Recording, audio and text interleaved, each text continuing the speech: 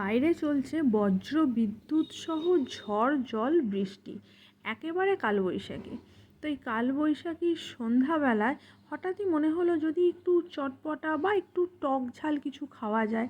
তো বাড়ির মধ্যে ফুচকা ছিল, মনে হলো একটুখানি ফুচকা বাড়িতে বানিয়ে খাওয়া যাক। সবসময় তো বাইরে গিয়ে ফুচকা কিনে আমরা খাই। যেই ভাবা অমনি কাজ শুরু।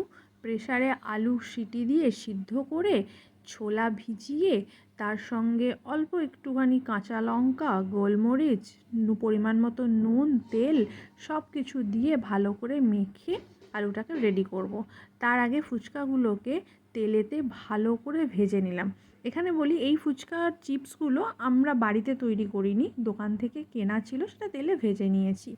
আলুটা ঠান্ডা হতেই সব মশলা দিয়ে একটু তেঁতুল জল দিয়ে ছোলা দিয়ে ভালো করে আলুটাকে মেখে রেডি। আমাদের ফুচকা রেডি, এবার শুধু খাবার অপেক্ষা। সবাই মিলে বসে পড়েছি ফুচকা খেতে, আর মেয়েও চলে এসেছে আমাকে হেল্প করবে বলে। করে দিচ্ছি। বাপরে, তেঁতুল জলটা ঢুকবে কি? হ্যাঁ, আর একটুখানি লাগবে, ওইটুকুনি হবে না। ওইটা কার? ওটা দাদার। আচ্ছা,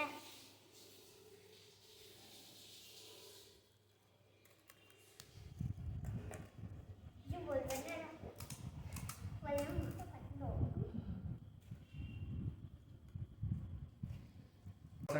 কত করে দাম গো?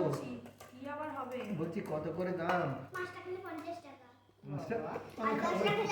আমি খাবো না বাবা, আমি খাবো না।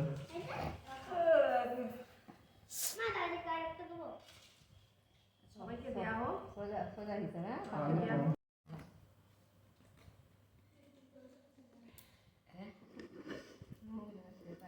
ও বাবা, ও কি বলবি, সেই কচকিটা সালটাটা ফেলে ওই জল দিত। এই সময়গুলো রোজ আসবে, ফোনে বসে বসে রোজ সালটাটা টান মেরে ফেলে দিয়ে ওই জলটা দিত।